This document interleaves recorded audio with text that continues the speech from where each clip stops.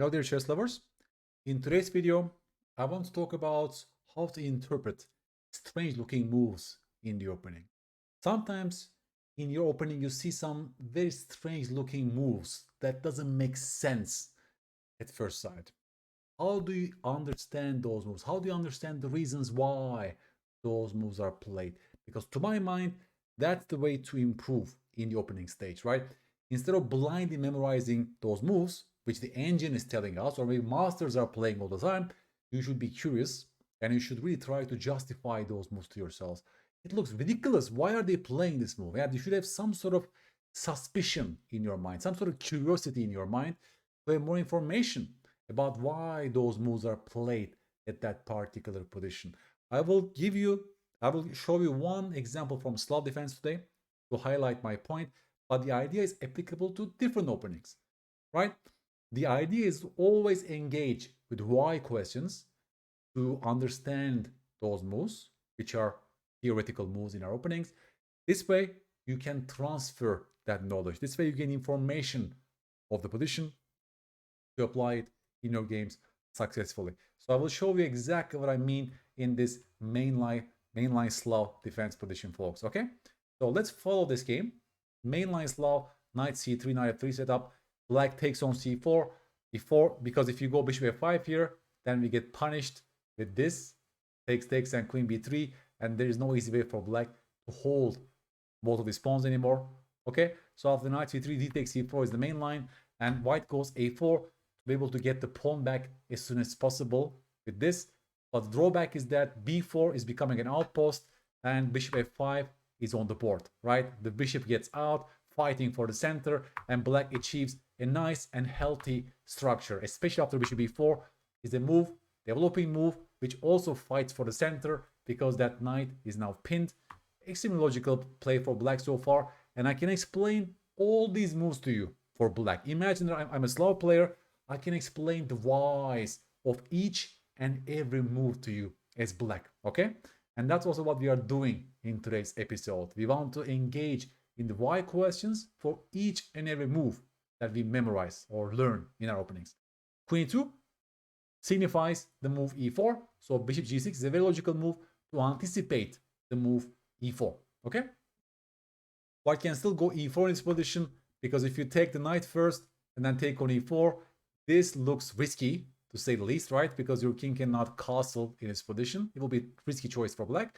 That's exactly why after e4, we don't grab the pawn, but we castle short. Again, I can explain why grabbing the pawn is wrong for black and why this is theory for black, right? Castle, bishop d3. And now comes the interesting part.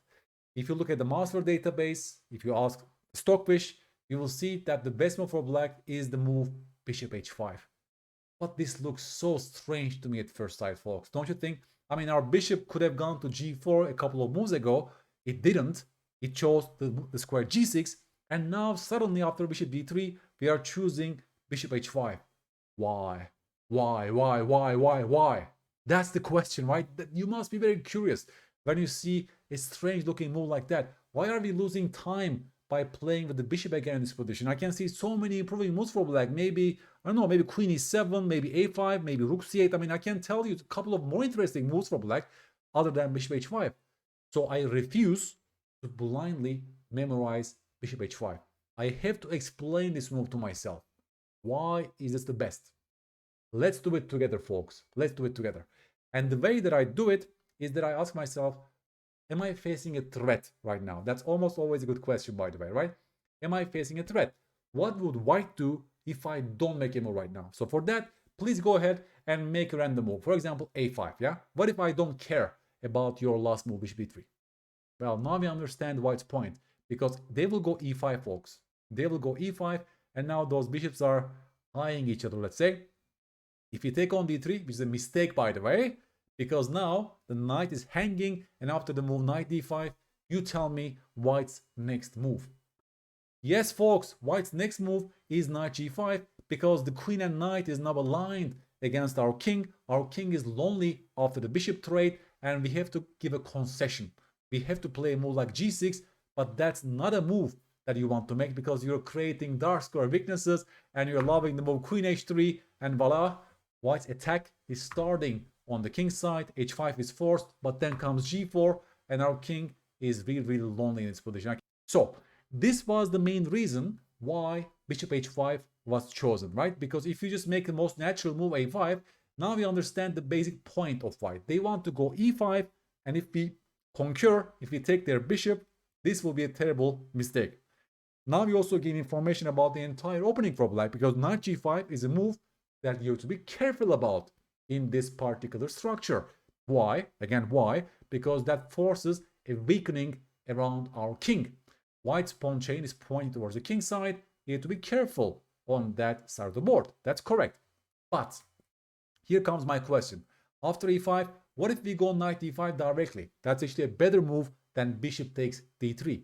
And even in this position, folks, you allow the move bishop takes g6, and both recaptures have its own drawbacks in this particular position. I will first of all show you h takes g6. This looks much more normal, right? Capturing towards the center. What can be wrong with this? Well, the problem is that, again, their pieces are just lined up to create an attack against our king on the king side. We open the h file, and now white has ideas like this: queen g4, queen h4, and mate on h7. Can you see it, folks?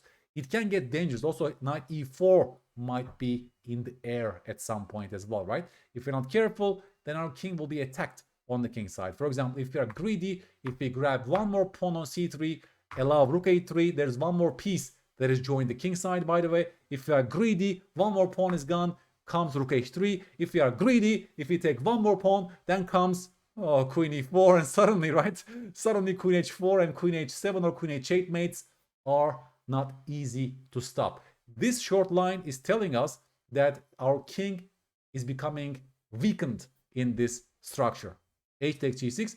Sometimes they work, by the way. I don't want you to always refuse hg here, right? Sometimes this one is fine, but not in this particular position. Hence the move bishop h5 at that moment. Again, I'm just going back to that position, folks. If you don't play bishop h5, but if you make the most, let's say, random move a5, then e5 is unpleasant at this particular position for us. Because even if you go knight e5, I guess you have to take back with the f pawn. That's also a very common theme, by the way, in the Slav. Sometimes this is justified for a couple of reasons.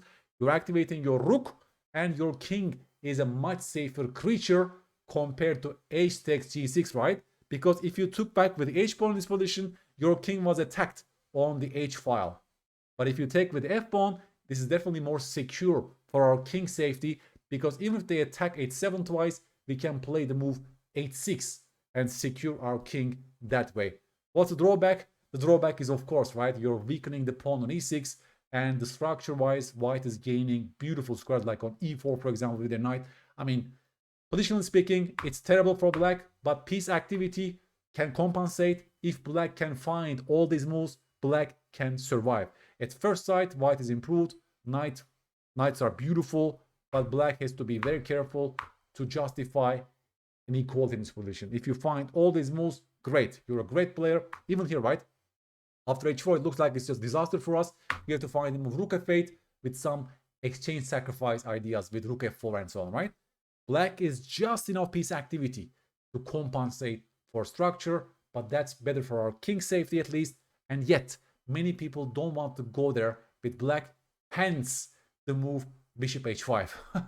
That was a long explanation, folks, but I guess you understand, right, what I'm talking about here. Bishop h5 looks very strange, but now you understand. You have better understanding of the whys. Why are we playing this move? To avoid either bishop takes d3 followed by knight g5 or bishop takes g6 transformations. That's why this is the best move, and the game can go like this: e5, then you go knight e5, and you don't allow this bishop g6 trade to white in this position. This knight is pinned. They have to waste more time with moves like queen e3 in this position to unpin their knight, and we end up in one of those tabias and stock standard positions in the mainline Slav. Even here, folks, by the way, you don't want to see knight g5, hence the move bishop e7 is a theoretical move. You're dealing with the annoying move knight g5 in this position, because knight g5 will force a concession. You don't want that, okay?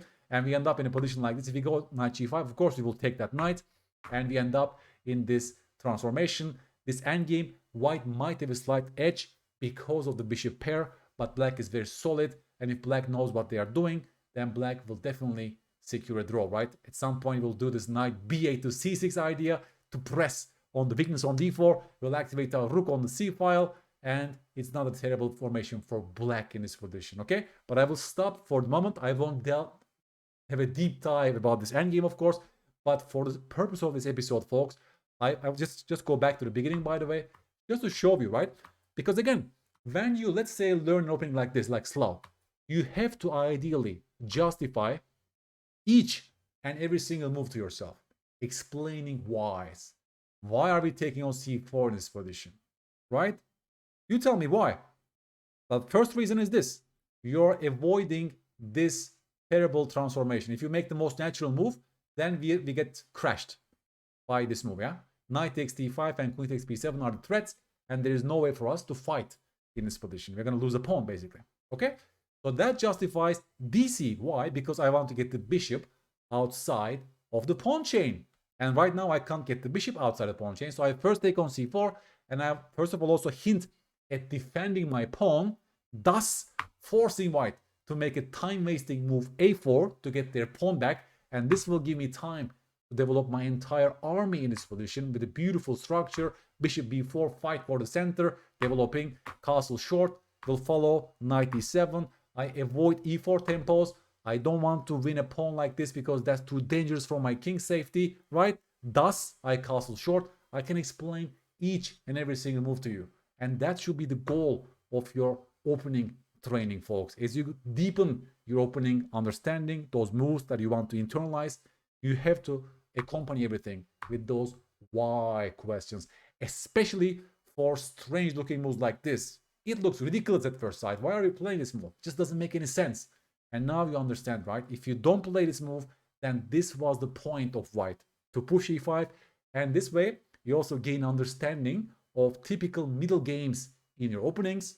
You get curious, you check maybe with the engine with those lines, and I'll try to understand in human terms, why is that a bad transformation for black in this very position? This way, you improve your sense of danger meaning that, yeah, you should be careful about these ideas. And again, why they are so powerful for white? Because of weaknesses around our king. And this way, right, you're fighting against brute memorization. Because imagine that you know that that's a theoretical move. Many players will just play it without thinking because engine is telling them that, yeah? Or maybe masters are playing this move all the time. If you have no epistemic feedback from this position, which means the reasons why those moves are played, then you will forget about this tomorrow, right? There's a much less chance that you will remember this move in your games. Even if you remember this move, you do not explain to yourself why that move is played. So maybe you're missing the entire idea of knight g5s and so on, right, on the king side, because that's the connection of bishop h5, why bishop h5 is played. You want to avoid knight g5 tempos on the king side. It's as simple as that, right? So you see, by asking ourselves those questions, by going slowly, by breaking it down to its core, and sometimes by simply asking ourselves what the threat is in a position like this, right, that justifies bishop h5s, that we become much better opening player. We become a much better chess analyst, and this knowledge will remain in your brain for a long, long, long time, folks, right? There's a much less chance that you will forget about this information, actually. So hopefully you liked today's episode. This was only the beginning, by the way. If we turn this into a series, I can pick up random strange looking moves in random openings and break it down to you like this, right? This was bishop h5 in Slav. It could be some other strange move in some other tabias or some other openings, yeah? Please give me feedback on YouTube. If you have some, yeah, here actually I want your help, folks. Please let me know. For example, let's make it a challenge. Maybe you can come up with some interesting moves in your openings that look very strange, and I can explain to you the reasons why those moves are played. Or maybe you can explain to me on YouTube, because explaining it to yourself or a friend is one of the best ways of learning any complex material. So please use that chance of leaving a comment on YouTube, either about this episode or about your ideas of maybe a potential future video for me. on a whole different opening. Okay, folks, if you like this video, please give me a like and subscribe. That's very important for me, folks, to be able to produce similar content for you. I'm here to help you improve your chess, and I will catch you on the next episode. Bye-bye.